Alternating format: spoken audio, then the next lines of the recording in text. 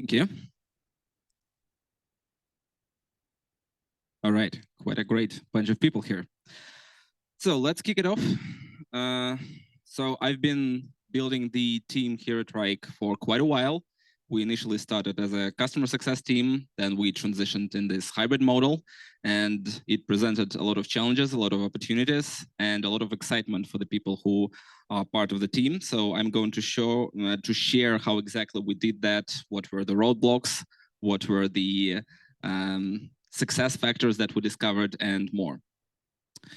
So how did the format of work emerge? So we started as a SMB team in customer success. So we worked with the smallest customers that Wrike has, but there was a tremendous volume of them. So we covered more than 13,000 of customers.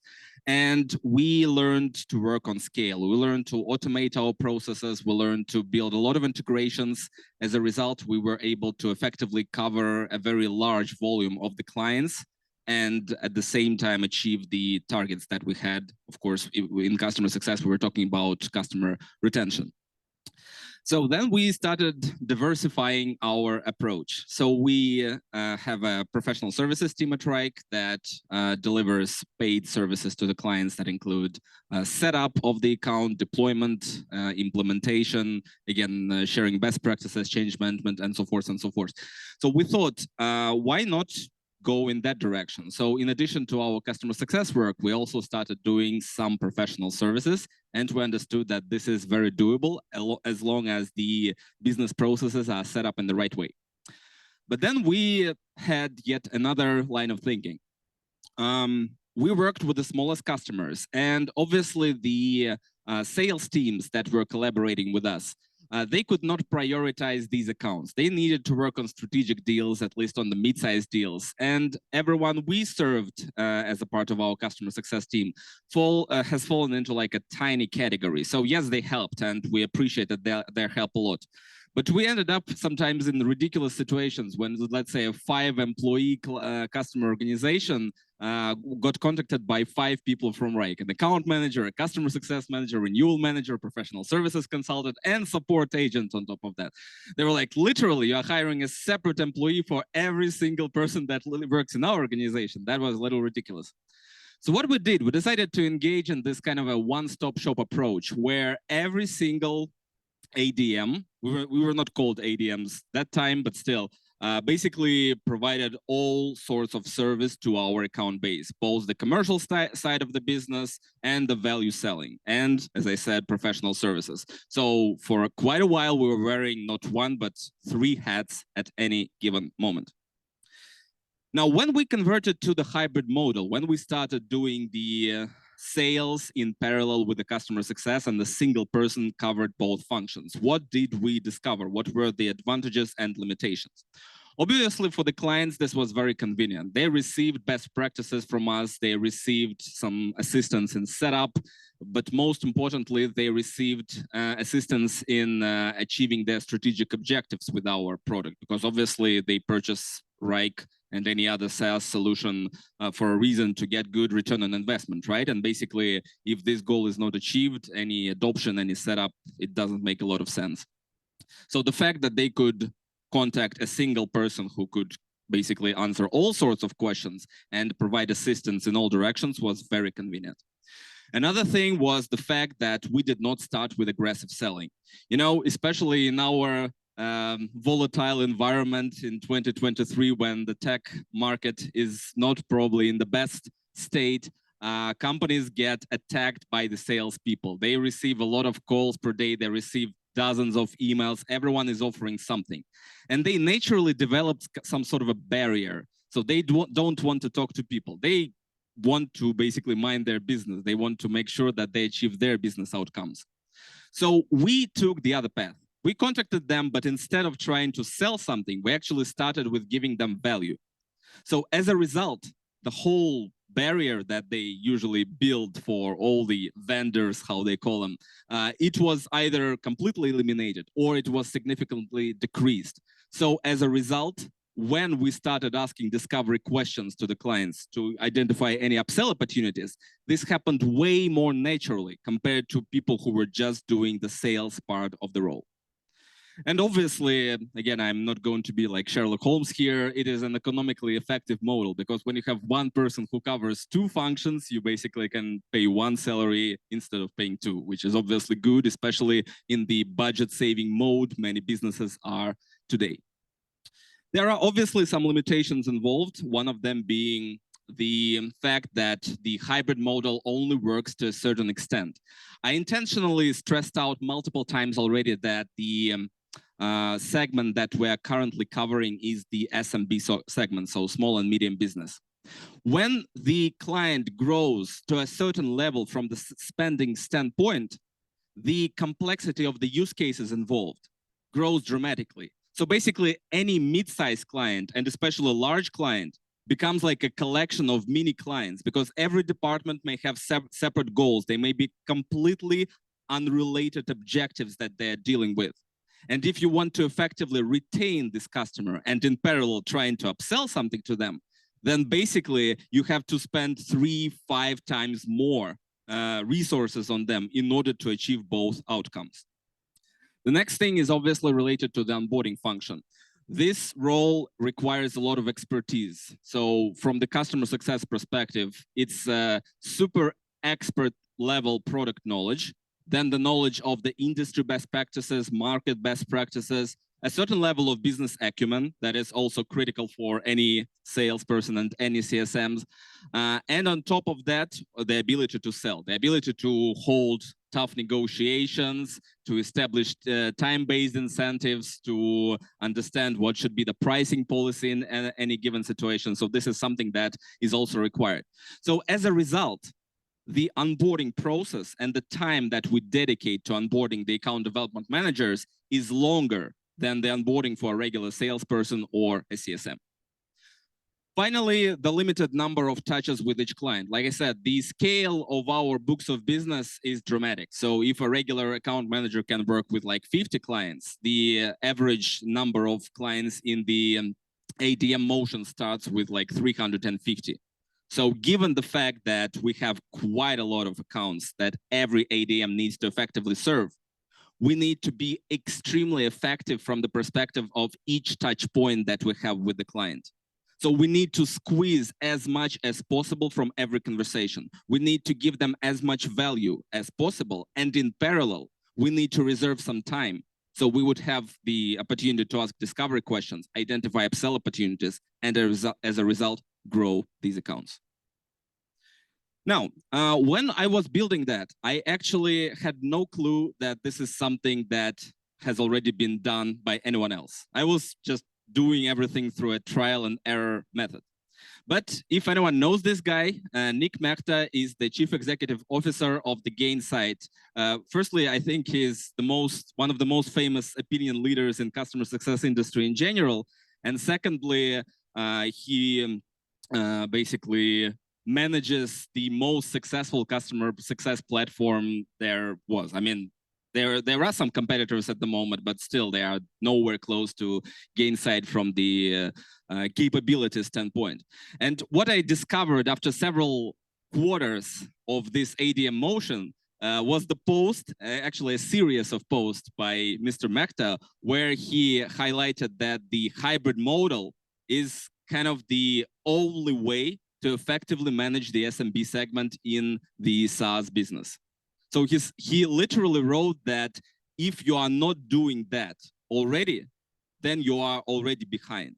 And the more time passes, the bigger would be the gap between the company that you are working in and the companies who already engage in this format of work. Again, he does not state that it's about the whole customer success format and merging it with the whole account management motion. Specifically for the SMB segment of the business, he strongly believes that this is the future. So for me, just stating it was very nice to understand that my kind of ideas and approaches that we build as a team, they are supported by industry leaders, which was pretty cool. Now, what are the 3 factors of success of the hybrid model? The first thing is the fact that the use cases are pretty standard. Like I said, we are working with SMB, and it means that almost every challenge that the clients are facing, it is describable. You can replicate it. You can easily coach the person to be able to transfer this knowledge to the customers. The second thing is automation and business processes. So in our team, we have a dedicated, super experienced Wrike who has been with the company for more than a dozen years. And she has been instrumental in the success of automating the outreach to the customers, building the work prioritization. Because when you get a book of business of 350, 400 accounts or even more, obviously you cannot engage all of them. And the most critical question that every ADM needs to be able to effectively answer is which balls he or she can drop.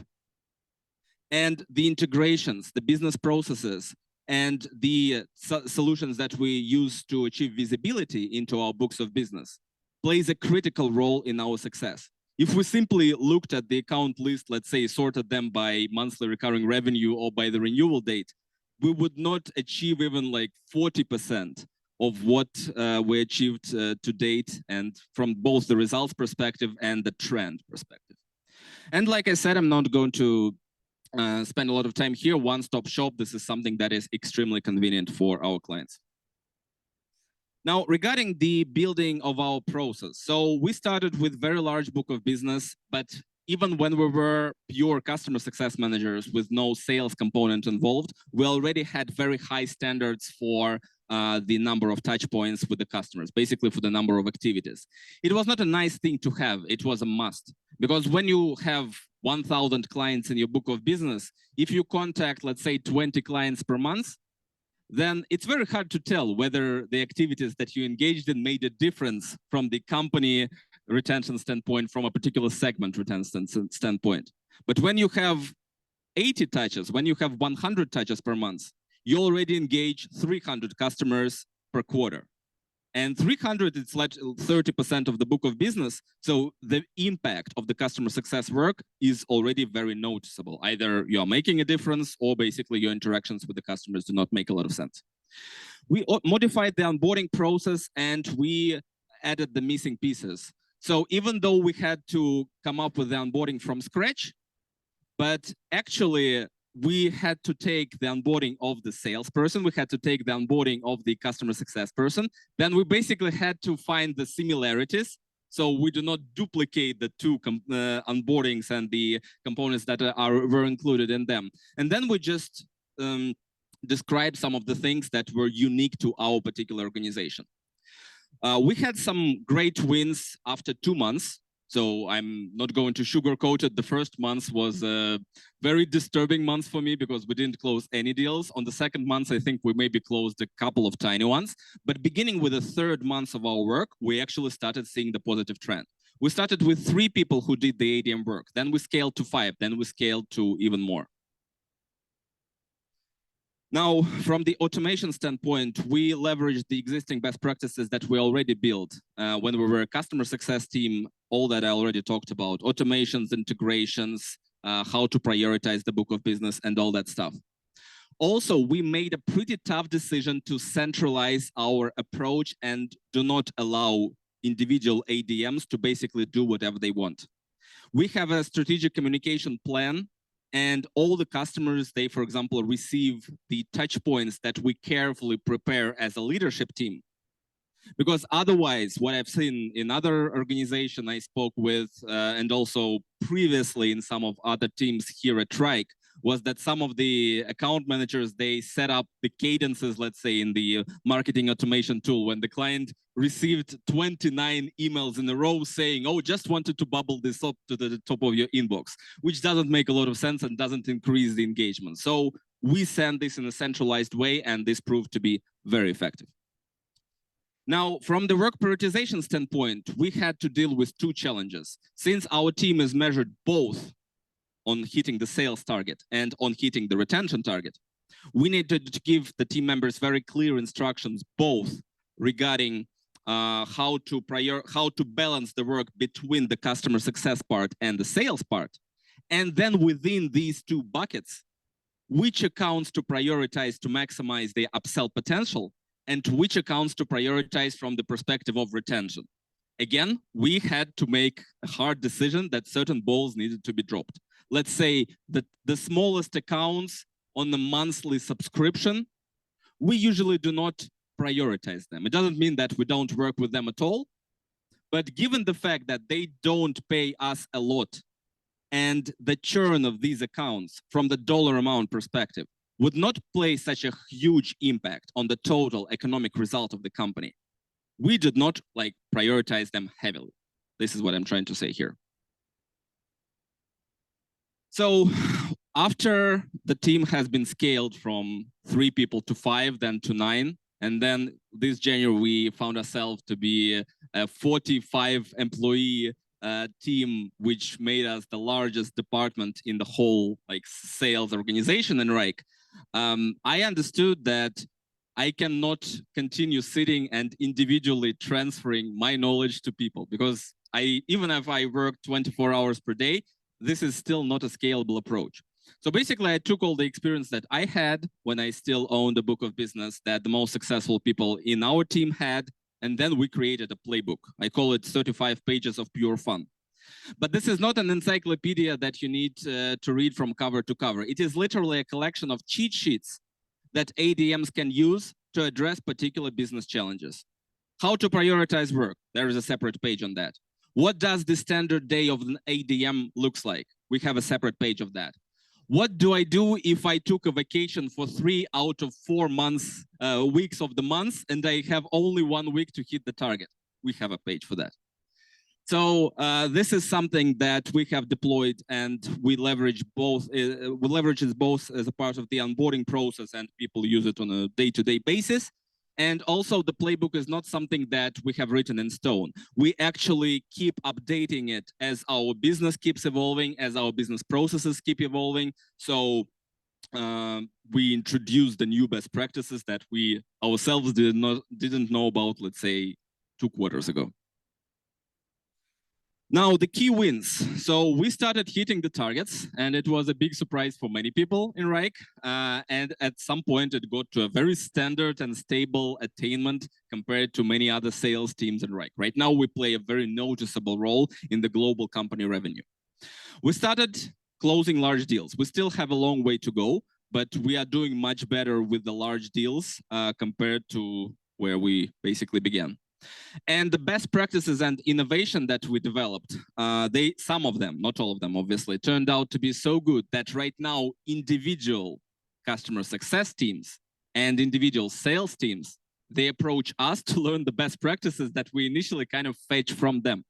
So we went full circle from the point where we're just grabbing knowledge everywhere to the point where we can actually share knowledge with various teams. And that's pretty cool in my opinion. So the challenges. The first one is that this is one of the most intense roles in the organization. I actually always share this during the interview process because I have a habit of being very transparent about everything. This is most definitely not the role where you can, spend half of the day watching YouTube or whatever. This is extremely intense. We have people who have 8 hours of Zoom meetings per day, directly customer conversations. I'm not even talking about administrative work, logging in the information about what we do, specific emails in the CRM and so forth and so forth. Work prioritization keeps remaining the biggest challenge. Yes, we described what we expect from the team members, but one thing is what the leadership expects, another thing is how to make the work conceivable for the team members so they can effectively follow these best practices and not go nuts, with this.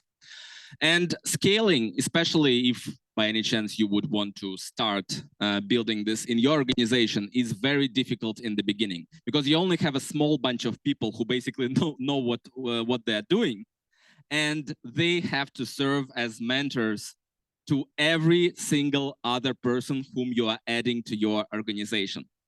So as a result, in the very beginning of the process of conversion from, let's say, pure sales to a hybrid or from pure customer success to hybrid, you can expect to get tremendous pressure on the pioneers. But as the org keeps growing, as the ADMs in the team keep maturing, it gets easier. Finally, the path moving forward. I mean, we still have a very long way to go, and this is what I like about our team. We innovate every single day. I even tend to say that we're a startup within the company because we have a lot of freedom. By the way, thank you to our leadership for that. We keep analyzing the data to identify trends. For example, recently we started paying more attention. What does each type of the deal from the size perspective look like? Like which types of upgrades are more likely to happen? And once we discovered this and we tested it with several ADMs, we can then publish it in our playbook and recommend it as the best practice. Automation keeps being a very big thing, so we keep coming up with additional ways to reduce the volume of manual work, whatever we're talking about, customer engagement, some internal processes, and so forth and so forth. And finally, given the fact that we have been doing this for quite a while, we have several people who have already been promoted to the leadership role. I am a strong believer in growing leaders internally and giving people the opportunity to serve their teams once they accumulated the experience themselves. So this is something that I'm lucky to have in the team, several leaders who used to be very successful ADMs, and right now they are continuing their path in Wrike, but already in the leadership role. And that's about it.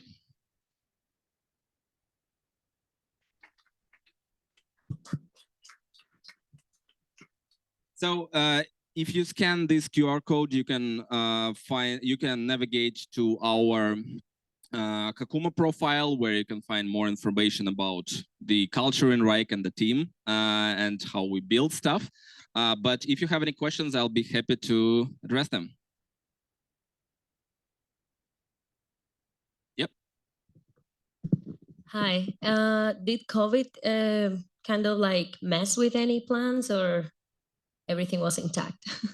I would say, on the contrary, we were one of the companies like Zoom that I would say in many ways even benefited from this, because we help our clients to work effectively regardless of where they are residing in, and supporting remote work was also a big thing. So many clients who, for example, did not fully adopt Wrike, they actually kind of were pushed to do it in COVID times because everyone was working from home. Our team kept being developed and growing during the COVID time. So the impact was only positive, I would put it like this.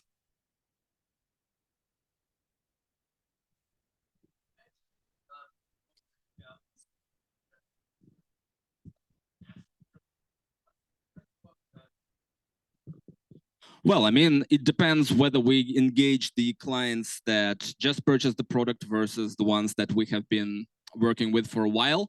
We identified the 4 key messaging that proved most effective. The first one is doing the account review, as a part of which we do not just discuss the usage like any CSM does, but we also review the strategic goals that the clients have set for the product, as well as provide them some unique statistics that they cannot get on their own. So this is number 1. Number 2 is offering an onboarding or re-onboarding session. Even with some clients that have been using the product for a while, the usage may not be perfect. So as a result, basically we are offering this session free of charge, and we position it like, hey, you have, let's say, 5 people who are extremely active with the product, and we would like to convert every single other person in the team to do that. Number 3 in our top 4 list is overview of the new releases. So even the most grumpy customers who never want to talk to people, they are interested to learn what else we have recently deployed.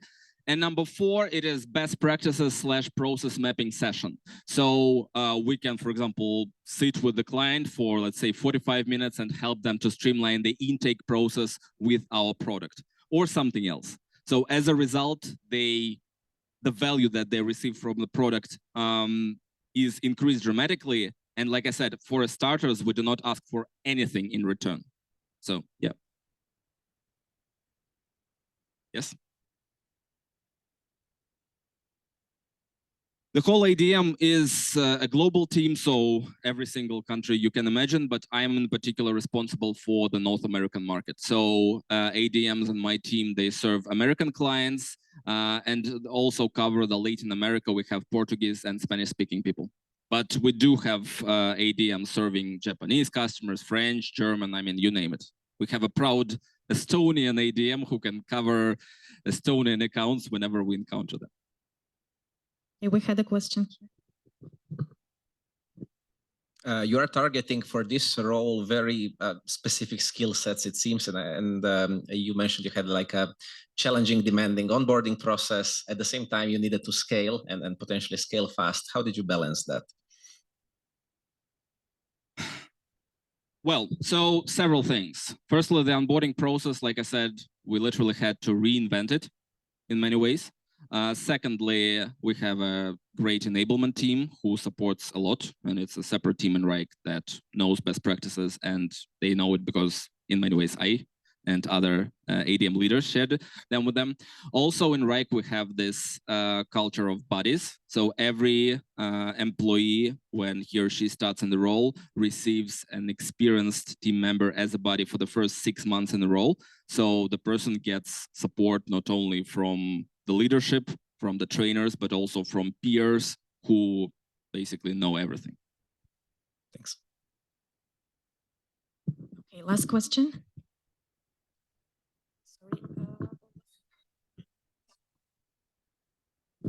Hi, hello, great presentation. Thank you so much. Maybe you can elaborate a bit more. So what are the pain points, recurring pain points that you identified in conversations with new clients and existing clients that you try to solve? Well, this is a huge question, but just a brief answer, please. Yeah, okay. Just give an example. You can give an example, or just. I mean, if I had to give an example, it can be duplicate work, less of streamlined communication, a lot of human errors, people not being held accountable, missing the deadlines, like all sorts of things. Now, one of the good things that help us to address exactly what you just highlighted, when we were still customer success managers, whenever we engaged accounts, I asked every single CSM on the team to basically question the client on why did they purchase Wrike in the first place and what pain points they were trying to address. So we managed to accumulate more than 10,000 responses. Then I locked myself in a dark room for 2 days. I was organizing and processing this information, and I managed to group the data in a way so it fit a single slide. So now whenever we begin the onboarding of any new ADM, I oftentimes start with showing this slide. So the newcomer has a clear picture what are the most common challenges and pain points the clients are facing. Right, and thank you so much. And then there are the clients, you know, who probably are giving you ideas, right, of what they would like to see, right? Of course, it's always a learning process, exactly. Okay, thank you. If you have any other questions, feel free to reach out during networking session to Artem and you can discuss. Thank you, Artem. Thank you, everyone.